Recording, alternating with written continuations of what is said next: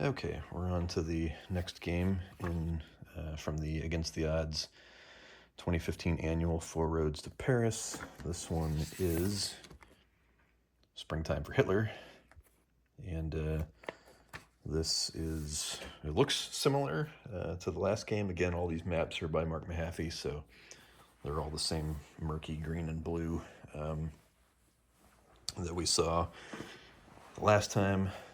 And this one, another area control recreation of the German invasion of France in the Low Countries in 1940. This one, this time, has some political capability. I guess I would put air quotes around political, because it's not necessarily something that the players have particular control over. It's basically just drawing chits that have certain events on them. And there's this table here that describes what all the events are. And you've got, things like French bickering. You got de Gaulle showing up.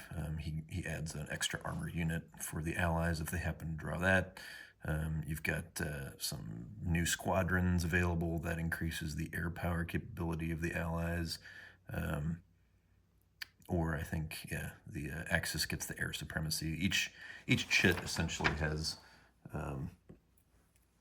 two sides to it. So here you can see this is the mandatory attack token on one side for the Axis, and then for the Allies, if it will focus, it's not going to focus. No. Anyway, there it goes. Wayland attacks. This is a permanent chit. If it has red text, it's permanent. If it has black text, it's goes back in the cup at the end of the turn. Wayland attacks happens to give the Allies an advantage when defending in France in strength 2 zones. So each of the zones has a couple of numbers on it. One is the identifier of what zone it is, and then this is the defense value. And then here's whether you're crossing a river. You'll get a terrain bonus, defense bonus if all units have to cross a river. If they don't, then that bonus isn't going to apply. That's pretty much it for terrain. The game is very much geared towards attacking. Which, not a surprise given that this was the big example of blitzkrieg.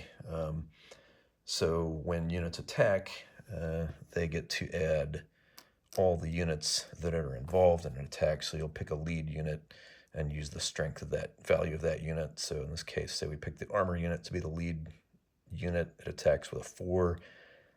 The leader will add 3 to that, making a total of 7. And then for each additional infantry unit, you don't get to add the unit's value, you just add a 1.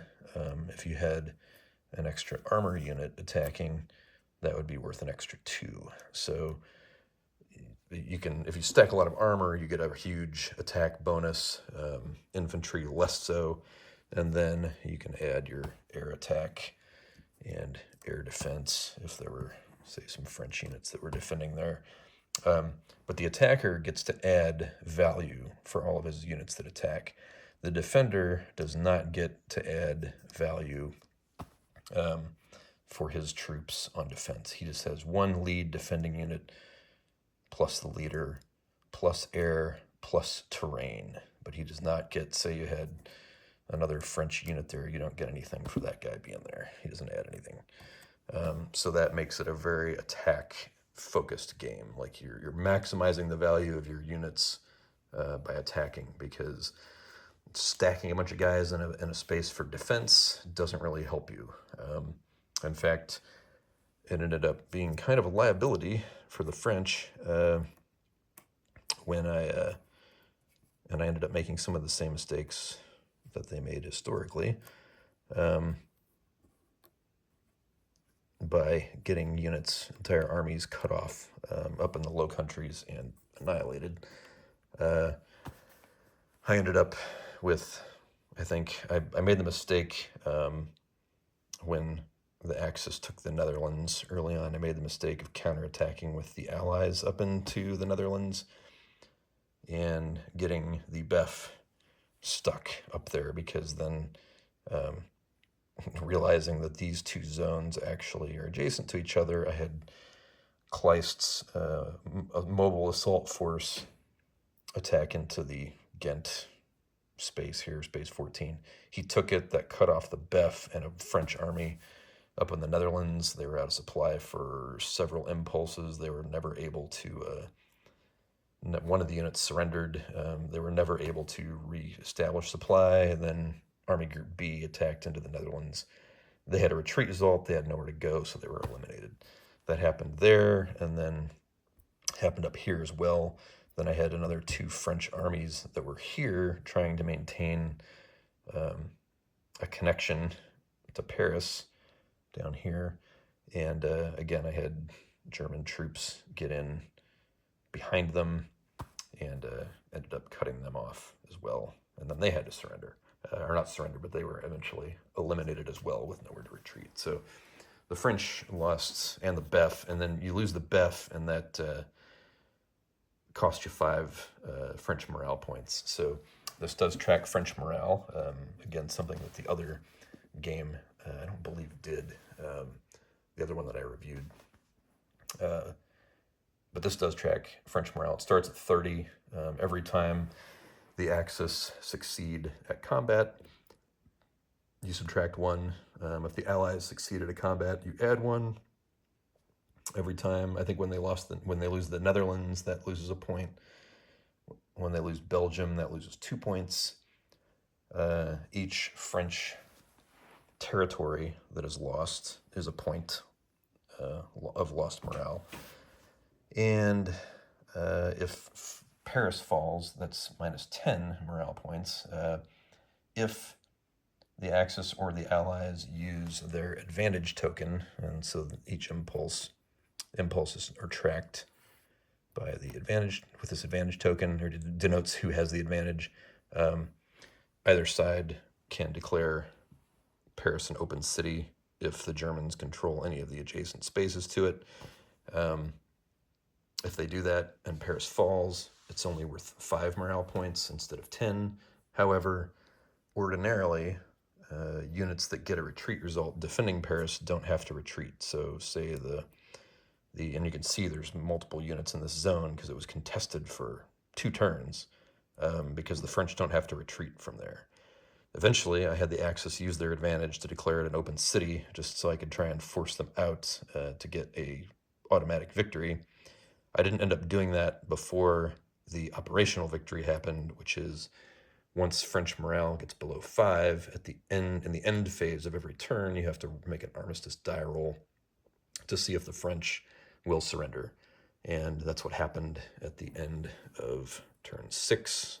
You'll notice there's only 7 turns in the game, so the Allies did manage to hold out a little bit longer than I thought they would, frankly, given how badly things had gone up in the Low Countries. So it was closer than it may appear. It didn't feel that close, but it did almost. I mean, the Axis could have run out of time if they didn't get either an operational victory or an automatic victory. That would be it for the game. So it was close. So for you can see down here, who are these guys? The Italians. They come in, I think, after French morale gets below 9. That leads to the Italians declaring war. One thing that does is free up the French army, the Alps. You can see they're not here because they happen to have the best French commander in the game. Once they're freed up, they can move onto the map. I ended up having them move to Paris, where they defended in Paris for a couple of impulses before they got eliminated. You can see up here all the French units that were eliminated. There's the Netherlands, the Belgians, and the BEF. But lots of French eliminated. No Germans were eliminated. So the game, I think, is in favor of the Germans, as most France 1940 games are. The French, let me see, yeah, the French aren't well positioned at the start of the game, which is the case historically. Their armored units that can help them on the attack are stationed as reserves way back here. You got to work your way getting them up to the front. So that becomes difficult for the French. There are some things that can limit the Germans that you have to take into consideration. All movement and activation is done by army group here. And you have each impulse, you can do certain actions. You can attack, you can do a regroup action, which allows everybody on the map to move one space, but you can't do any offensive capabilities that way. Or you can do a redeploy, which allows single units in a single space to all move multiple, like double their movement, but they also can't do any offensive. So there's only one type of action that allows you to do offensive action. And you can't do that with the same army group 2 impulses in a row. So, if the Germans are pushing with army group A, they can't do that for consecutive impulses. Some other army group is going to have to take an action. They can't do offensive actions, 2 actions in a row. They could do a regroup or a redeploy, but they could not do attack actions for 2 impulses in a row. So that does prevent the Germans from just totally running over everybody. And it also makes it difficult for the French to counterattack because most of the French units on the map are part of the first army group. And so they end up having to defend or end up having to control how often they can try and counterattack and have to think judiciously about where and when they want to counterattack. So, overall, I liked this one better than the first game that I played in the series. The political chits are nice because they allow for, so a little more historical flavor to the game, and allow the Germans or the Allies to take advantage of certain factors. Particularly for the Germans, it's a way, the political chits are a good way for them to erode Allied morale and prevent Allied counterattacks. The Allies, on the other hand, can use the chits, especially if they get improved logistics, to get more refit capability. That's another big limiting factor for the Allies. They may be able to defend strongly initially, but their units are going to start getting reduced and then eliminated more frequently than the Axis units because the Allies only start with 5 refit points and the Germans start with 10. And they can't get any more unless they draw the improved logistics chit.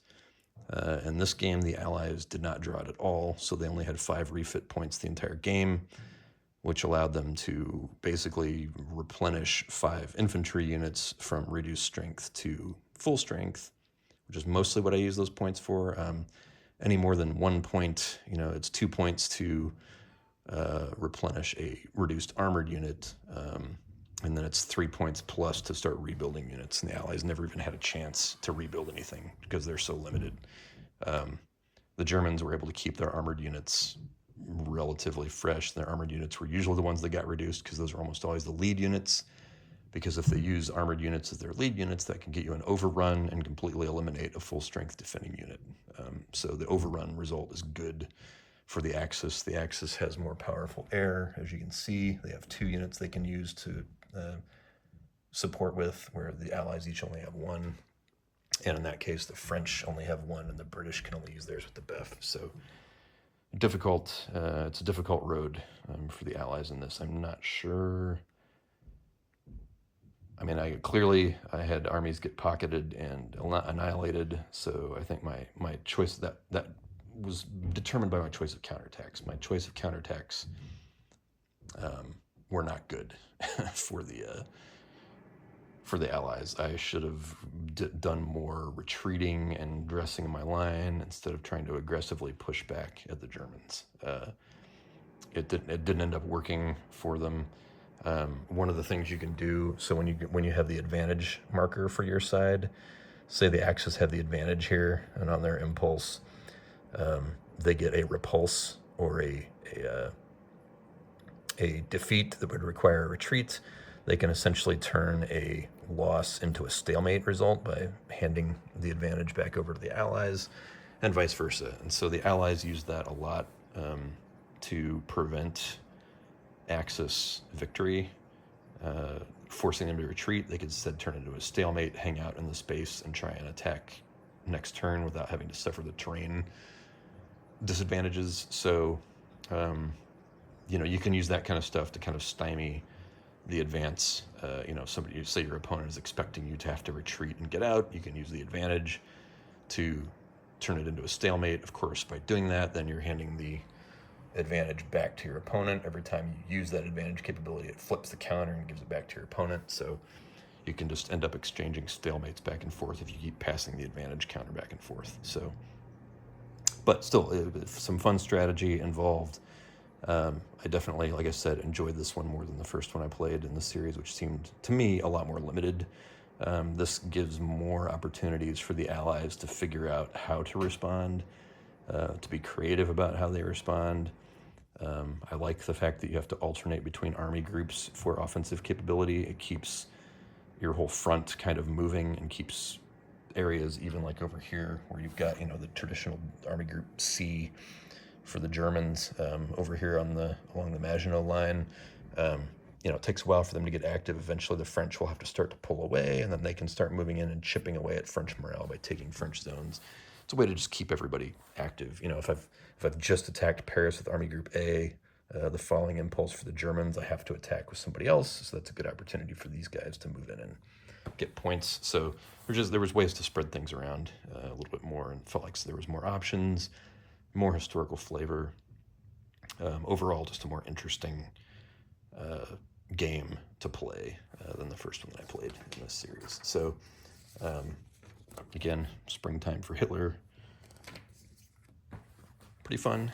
Next, probably moving on to Seeds of Disaster, which is the third game in the quad. And we'll see how that one plays.